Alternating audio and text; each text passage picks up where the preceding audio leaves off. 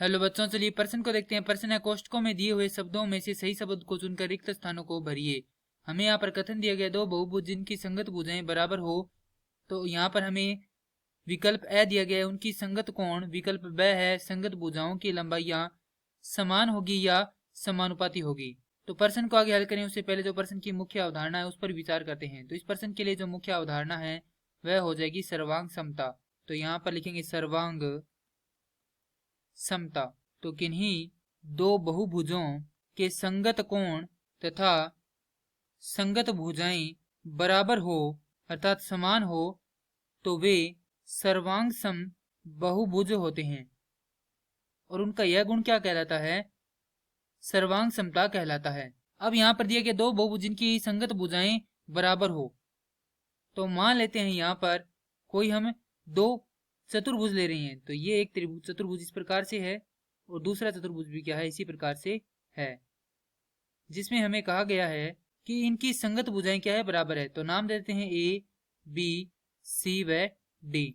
ये हो जाएगा पी, क्यू, आर व एस। हमें बताया गया कि ए बी किसके बराबर है, पी क्यू के बराबर है, बी सी बराबर है क्यू आर के, एस आर बराबर है किसके, सी डी के, और उसके बाद ए डी बराबर है एस पी के या पी एस के।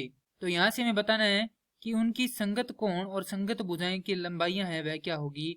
तो उनके संगत कोण व संगत भुजाओं की जो लंबाई है वह क्या होगी, समान होगी।